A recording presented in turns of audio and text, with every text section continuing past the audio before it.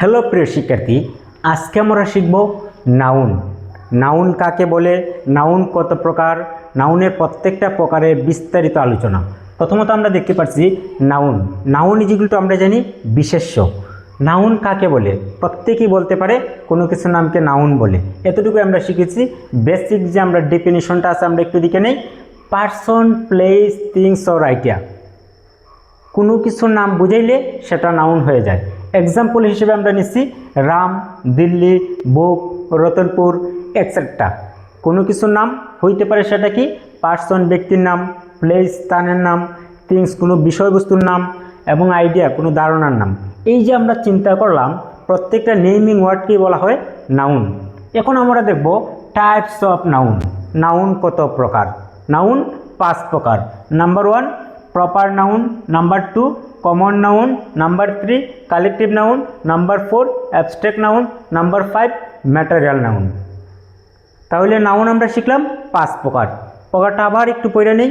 Proper noun নামবাচক, common noun জাতিবাচক, collective noun সমষ্টিবাচক, অ্যাবস্ট্রাক্ট নাউন গুণবাচক, ম্যাটেরিয়াল নাউন বস্তুবাচক।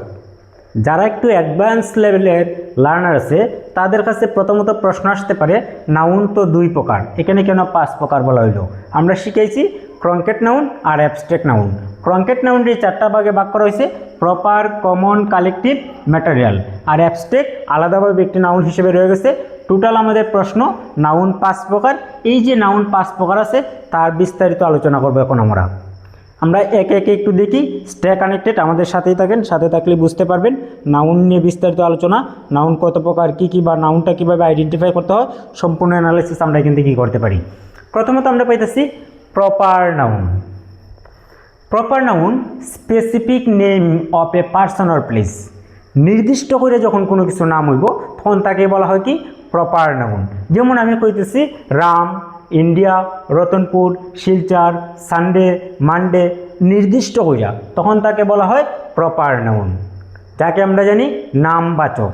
নাম্বার 2 আমরা পাইতেছি কি কমন নাউন জাতিবাচক, জাতি।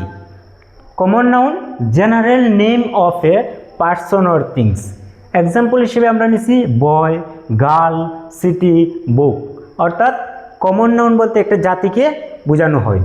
তারপর আমরা পাইতেছি কালেকটিভ নাউন। কালেকটিভ নাউন মানে কি সমষ্টি, গ্রুপ, টিম। এই যে আমরা পাইতেছি আর্মি, ক্লাস, প্রত্যেকটা কি এক একটা কালেকটিভ নাউন। তাহলে কমন নাউন বলতে জাতিবাচক, কালেকটিভ নাউন বলতে সমষ্টিবাচক। অর্থাৎ নাউন কিভাবে আইডেন্টিফাই করতে হয় একটা সেন্টেন্সের ভিতরে ওয়ার্ডটা দেখলেই তুমি যেন বুঝতে পারো যে এটা কী ধরনের নাউন, সেই প্রসেসটাই আজকে আমি তোমাদেরকে শেখাবো। এখন আমরা পাইলাম অ্যাবস্ট্রাক্ট নাউন। এই যে অ্যাবস্ট্রাক্ট নাউন আমরা পাইলাম, অ্যাবস্ট্রাক্ট নাউন যেগুলো আমরা বুঝলাম গুণবাচক। তুমি একটু মাথাতে রাখবায় মানুষের পঞ্চ ইন্দ্রিয় দ্বারা যাকে ধরা যায় না, ছোঁয়া যায় না, শুধু অনুভব করা যায় তাকে বলা হয় কি abstract noun. Name of the quality, state or idea.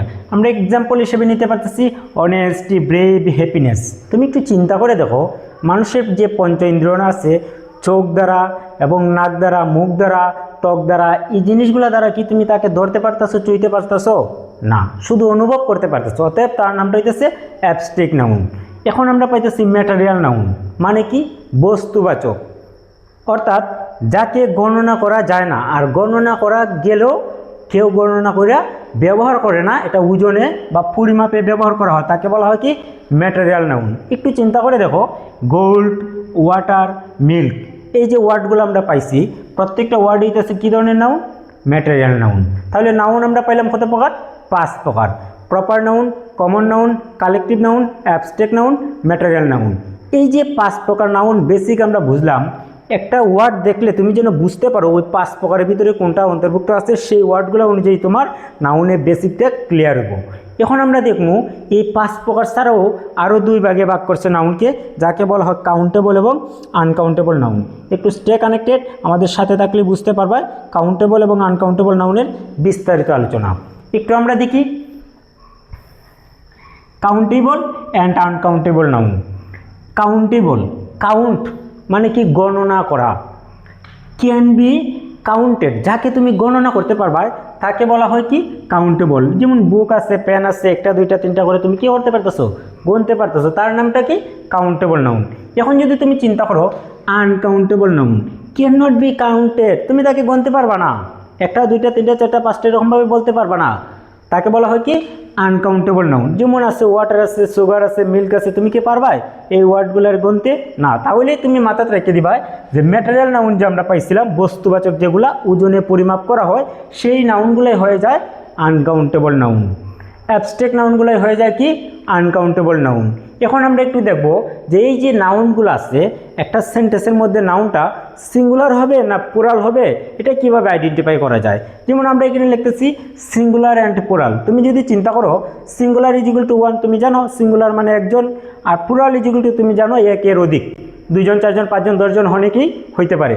এখন আমরা একটা এক্সাম্পল নিলাম বয়। বয় মানে একজন বালক, বয়ের সাথে যখন আমরা একটা ইয়েস যোগ করে দিছি বয়েস, তখন বালকগুলো বা অনেকগুলো বালক হয়ে গেছে, যেটা দুইয়ের অধিক বোঝাচ্ছে। এবং মোস্ট ইম্পর্টেন্ট, অনেক পরীক্ষাতেই দেখা যায় আসতে চাইল্ডের প্লুরাল ফর্ম কি, তখন তোমাকে লিখতে হবে চিলড্রেন। এরকম একটা লিস্ট আছে, সেই লিস্টে আমি দিয়ে দিব, ওই লিস্ট অনুযায়ী তুমি পড়লে সিঙ্গুলার থেকে প্লুরাল যে ওয়ার্ডগুলো আছে তোমার 100% কমন এসে যাবে। এখন যদি আমরা চিন্তা করি যে একটা সেন্টেন্সের ভিতরে নাউন কোন কোন জায়গায় বসতে পারে এবং তুমি নাউনটা কিভাবে আইডেন্টিফাই করতে পারো, সেই বিষয়গুলো এখন আমরা একটু দেখব। প্রথমত একটু চিন্তা করো, আমরা একটা সেন্টেন্স নিলাম, সেন্টেন্সটা কি নিলাম যে রাম রিডস এ বুক।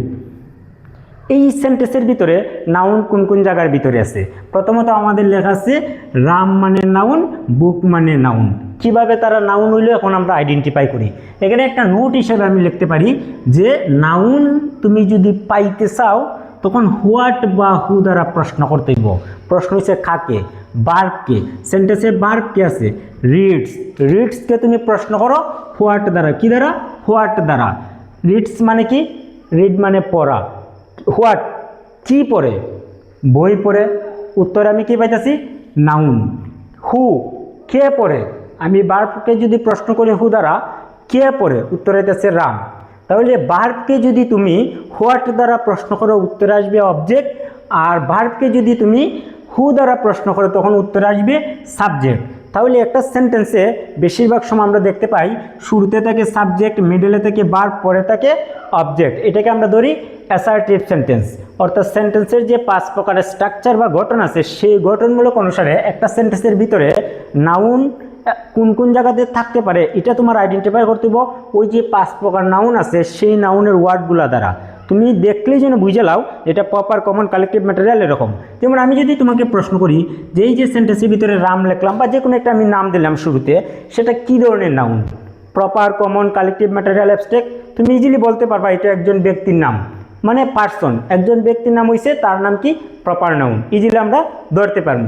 এখন আমরা 3 নাম্বারটা যদি একটু চিন্তা করি, abstract noun have no plural. এই যে আমরা অ্যাবস্ট্রাক্ট নাউনগুলো পড়ছিলাম যাকে ধরা জানা ছোঁয়া জানা শুধু অনুভব করা যায়, ওই নাউনগুলোকে কখনো তুমি প্লুরাল করতে পারবে না। কি করতে পারবে না? নো প্লুরাল, সে কখনো কি হয় না প্লুরাল হয় না। এরপরে আসছে uncountable noun take singular verb. যে আনকাউন্টেবল তাকে তো তুমি গুনতে পারতেছো না, তাহলে তাকে কি কখনো প্লুরাল করতে পারবে না। সবসময় মাথার ভিতরে রাখবে যে আনকাউন্টেবল নাউন কখনো কি হয় না প্লুরাল হয় না, সবসময় অলওয়েজ কি থাকে সিঙ্গুলার থাকে। আর যদি কোনো সেন্টেন্সে তুমি আনকাউন্টেবল ইউজ করো তখন তারপরে যে ভার্বটা আসবে সেই ভার্বটা কি আসবে সিঙ্গুলার ভার্ব। মাথায় কি রাখতে হবে আনকাউন্টেবল নাউনের পরে যে ভার্বটা ইউজ করতে হবে সেটা কি ধরনের ভার্ব হবে সিঙ্গুলার ভার্ব। কমন মিস্টেক আমরা একটু দেখি কী ধরনের মিস্টেক আমরা করি।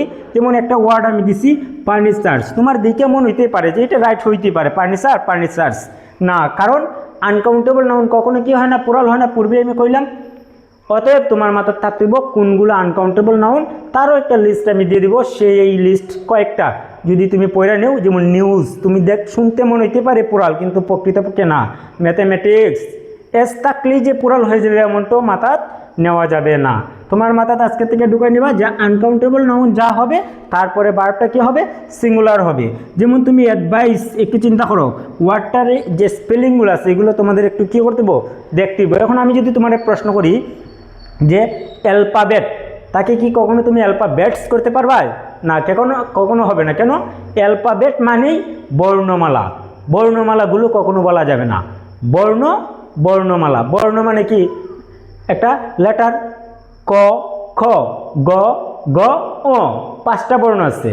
এই 5টা বর্ণ একত্রে যদি আমি যে বর্ণমালাগুলো আছে এটা করি তাহলে এটা হয়ে যায় অ্যালফাবেট। অ্যালফাবেটস কখনো হবে না, কারণ এগুলো তোমার নাউনের ভিতরে তুমি শিখতে হবে কোনটা সিঙ্গুলার কোনটা প্লুরাল। এই যে নাউনের একটা পূর্ণাঙ্গ যে আমরা কি নিলাম, ক্লাস নিলাম, এখান থেকে যে ক্লাসিফিকেশন অফ দ্য নাউন, তুমি নাউনের যে বিস্তারিত আলোচনা আছে, এটা আমার বিশ্বাস যে একজন স্টুডেন্ট যদি এতটা গেইন করতে পারে তার মানে নাউন নিয়ে বেসিক একবারে ক্লিয়ার থাকবো। এখন আমরা একটু পাইলাম কুইক রিভিশন বক্স। তুমি মাথার যেটা ঢুকাই রাখি ভাই, প্রথম মনে রাখবা নাউন মানে নেমিং ওয়ার্ড। নাউন মানে কি? Naming word. এটা ছোটোবেলা থেকে তোমরা শুনে আনছো, জানো। নাউন কত প্রকার? 5 প্রকার। কোনগুলো? Proper, common, collective, material, abstract. Very important for exam. তোমার জন্য নাউন যে কতটা ইম্পর্টেন্ট তুমি নিজেও বুঝতে পারতাম না যতক্ষণ তুমি এক্সাম হলো না যাই ভাই। এক্সাম হলো গেলে তুমি বুঝতে পারবা যে একটা সেন্টেন্সে নাউনের কতটা ইফেক্টিভ, কতটা প্রয়োজন আছে। আর সরাসরি নাউন থেকে এক্সামে তোমার কি আসবে? কোয়েকশন আসবে। অতএব নাউন নিয়ে বিস্তারিত একটি ক্লাস দেওয়া হলো। আমি জানি না আপনাদের কেমন ক্লাসটি লাগছে, এটা একটু কমেন্ট করে জানাবেন। যদি ভালো লাগে লাইক কমেন্ট শেয়ার করবেন। Thank you watching for my video.